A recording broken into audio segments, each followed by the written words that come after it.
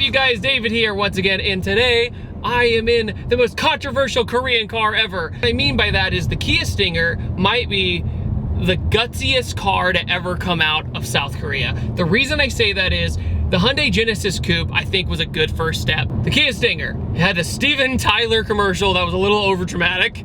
It played during the Super Bowl, and everybody said, "What is that?" There's even a Kia Stinger store in the Mall of Georgia. They are going after this car like nobody's business. Kia wants everyone to know what they got with this thing. Kia's Stinger is kind of the answer to, say, a BMW 3 Series. And does it do well? Surprisingly, yes. Okay, what we have, 3.3 liter twin turbo V6. There's also a 4-cylinder option, but let's just skip over that. We're going to the good stuff. Twin turbo V6 is really awesome, and it makes a kind of a droney little noise. I don't know if this car would be that great with exhaust, but other than that, the quad exhaust, the diffuser on the back, the Kia Stinger is a beautiful car in almost every way. If you look at the side profile, the owner of this car said, "Wow, it kind of looks like a Panamera," and I'm like, oh my God, you're right. I can't believe I'm saying that about a Kia. Essentially, the advantage of having this car is that there's many. You can get a lifetime warranty with this thing. I can tell you, my favorite thing about the Stinger so far is the interior. The interior blows me away for this price point. I have to say, I thought this was gonna be a cheap, crappy little interior with a nice, pretty body on it, and I was wrong. Now, don't get me wrong, the radio itself right here does look a little Kia-ish. I don't know if that's a fair adjective to use, but it does look a little cheap, but everything else, the stitching, the materials, I could like caress everything. It has brushed aluminum all over it. The steering wheel is flat bottom. It feels like an Audi steering wheel with the right materials at 9 and 3. It puts you in this amazing seating position where you just want to drive. This car makes you just want to drive, and I think that's what they were going for. I actually drove this car at an autocross in SEMA, and I got maybe 3 minutes of seat time, but I wanted to drive it on the street because it's the street. It's where it really counts, in my opinion. All right, so it has a 8-speed automatic transmission, and before you go, oh, does it have stick? I think the 8-speed with this suits the car. I think it presents it with the grand touring mindset. Kia, back in 2011, revealed a concept for this car. Essentially, they unveiled it, and everyone said, there's no way they're gonna build that because it's Kia, and they had a bad rep. They really did struggle with a bad reputation, but now everything's different and they went for it, and I'm proud of them for building the Kia Stinger GT. It also comes with Michelin Pilot Sport tires, stock, with 255s all the way around. That is absurd. It has big brake Brembos front and back, and it's a Kia. I keep having to say, and it's a Kia, because it's so shocking to me. We officially live in the coolest time ever of cars. We have hybrids that are the fastest car in the world, and now we have the South Korean companies actually doing something cool. Okay. All right, wow. It got up to speed. Oh, okay. Nice. You also have paddle shifters that at any time you can turn on. It's like 6 different modes. Personally, sports mode is my favorite because it really has that bottom end torque ready to go.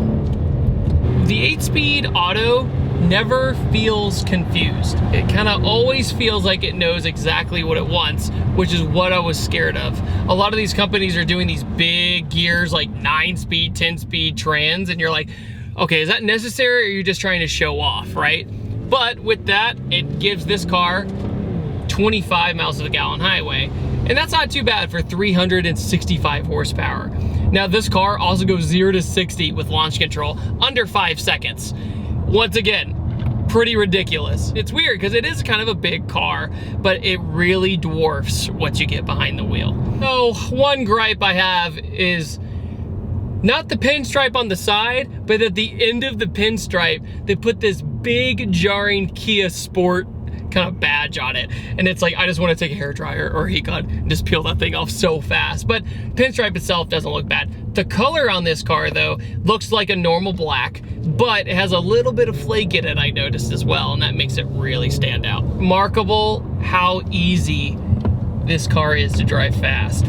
because it's quiet, it doesn't scare you. You just get on it, the Brimbos instantly slow you down. Back seat is surprisingly roomy. You could fit an adult back there, no problem. It's not one of those gimmicks where they go, we have a back seat, but it doesn't fit anybody. It does fit people. Like the back of the car, I think, is my favorite. The front headlights are super aggressive, and they're shaped in a way that's really interesting. And the internals of the headlights look really complicated, right? With all the daytime running lights and things like that. But the front grille and the bottom grille look good. They just have a little too much honeycomb for my taste. But no, the front of it looks really aggressive, especially in black. I haven't seen one of these cars in this dark of a color, so it looks really nice. A lot of people get it in red and the blue, so this is my first time seeing one with a darker color. There's a bunch of different options for this car. You can get the lane detection, you have a nav, you have the option of getting the 4-cylinder, which is a lot cheaper, which is more like the base model. The Kia Stinger even has an all-wheel drive model, but this is the rear-wheel drive model, and personally, I've been in both briefly, and I think the rear one is a little more fun.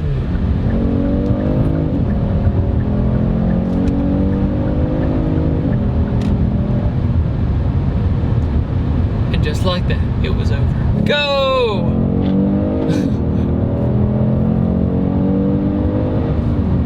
Dang!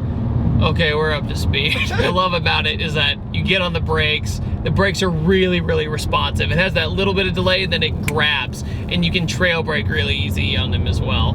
What I haven't talked about yet is the vents all over the car. Now first, I'll just get it out of the way. The hood vents do not work. All the other vents work. Front vents on the front bumper that bring cool air to the brakes. So they cool them down and then they vent out again through these vents right near the door. So that's really cool that they have functional vents, and they have vents in the back and the rear bumper that look cool but also don't do anything. So it's like, instead of me criticizing it for not having any functional vents, it's like me criticizing it for being 50% about that life. It's cool that at least some of them work, and it brings more style to the car. It totally does. It's a very pretty car, like I said before, and all the gills and vents and everything really add to it. Maybe that's why they call it the Stinger, because it kind of looks like a Stingray. Oh God. Wow.